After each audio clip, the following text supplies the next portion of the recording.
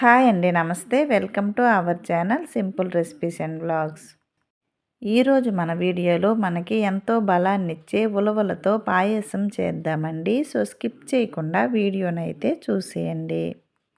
ఉలవల పాయసం కోసమైతే ముందుగా ఒక బౌల్లో 1 కప్పు వరకు బియ్యం తీసుకున్నానండి. ఈ బియ్యాన్ని శుభ్రంగా కడిగి బియ్యం మునిగేంత వరకు నీరు వేసి అరగంట పాటు నానబెట్టుకోవాలి. ఈ నానబెట్టిన బియ్యాన్ని ఉడికించుకోవడానికి స్టవ్ పైన పాత్ర పెట్టి ఏ కప్పుతో అయితే బియ్యం తీసుకున్నామో అదే కప్పుతో 8 కప్పుల వరకు నీరు వేయాలి.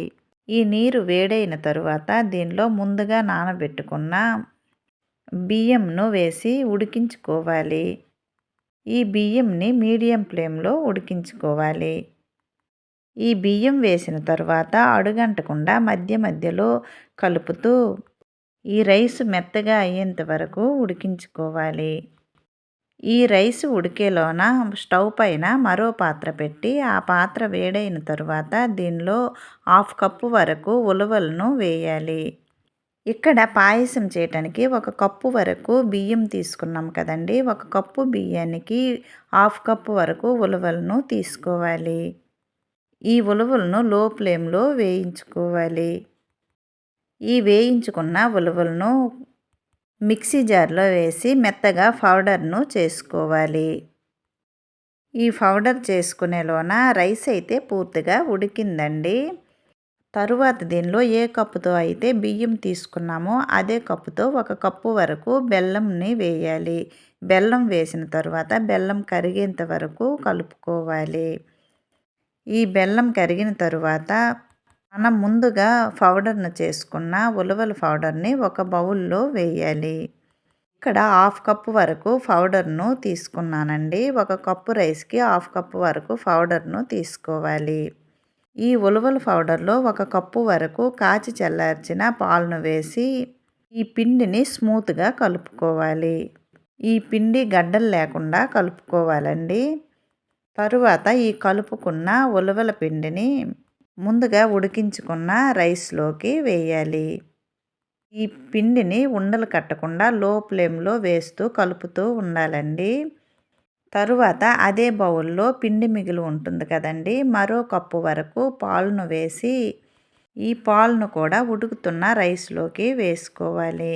మొత్తంగా 1 కప్పు రైస్ తీసుకున్నాం కదండి. 2 కప్పుల వరకు కాచి చల్లార్చిన పాలనైతే వేయాలి. ఈ ఉలవల పిండి వేసిన తర్వాత లో ఫ్లేమ్లో ఉంచి అలా కలుపుతూ ఉండాలండి. లేదంటే అడుగంటేస్తుంది. తరువాత దీనిలో టేస్ట్ కోసం చిటికెడు ఉప్పు వేయాలి. ఈ పాయసంలో వేయటానికి స్టవ్ పైన మరో పాత్ర పెట్టి 1 స్పూన్ వరకు నెయ్యిని వేయాలి. నెయ్యి హీట్ అయిన తర్వాత ఏ కప్పుతో అయితే బియ్యం తీసుకున్నామో అదే కప్పుతో 1/2 కప్పు వరకు కొబ్బరి తురుమును వేసి ఈ కొబ్బరి తురుము పూర్తిగా కలర్ మారేంత వరకు వేయించుకోవాలి. చూడండి వీడియోలో చూపించిన విధంగా కొబ్బరి తురుము అయితే పూర్తిగా ఫ్రై అయ్యిందండి. ఈ ఫ్రై అయిన కొబ్బరి తురుమును పాయసంలోకి వేసి ఈ పాయసం కొబ్బరి తురుము అంతా బాగా మిక్స్ అయ్యేటట్టు కలుపుకోవాలి. తరువాత వెంటనే స్టవ్ ఆఫ్ చేసేయాలండి. లేదంటే పాయసం చిక్కబడిపోతుంది. తరువాత పాయసంలో డ్రై ఫ్రూట్స్ని వేయటానికి స్టవ్ పైన పాత్ర పెట్టి దీనిలో 1 స్పూన్ వరకు నెయ్యిని వేయాలి. నెయ్యి హీట్ అయిన తర్వాత దీనిలో డ్రై ఫ్రూట్స్ను వేసి లో ఫ్లేమ్లో వేయించుకోవాలి. తరువాత ఈ వేయించుకున్న డ్రై ఫ్రూట్స్ను పాయసంలో వేసి ఒకసారి అంతా మిక్స్ అయ్యేటట్టు కలుపుకోవాలి. చూడండి పాయసం అయితే ఈ వీడియోలో చూపించిన విధంగా ఈ కన్సిస్టెంట్లో ఉండాలండి. ఈ కొలతల ప్రకారం పాయసాన్ని చేసినట్టయితే ఎన్ని గంటలైనా చిక్కబడకుండా ఇలాగే ఉంటుందండి.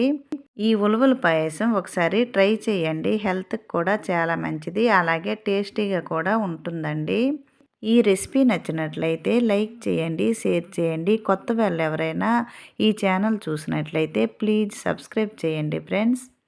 మరో మంచి హెల్తీ రెసిపీతో మళ్ళీ కలుద్దామండి. Bye friends.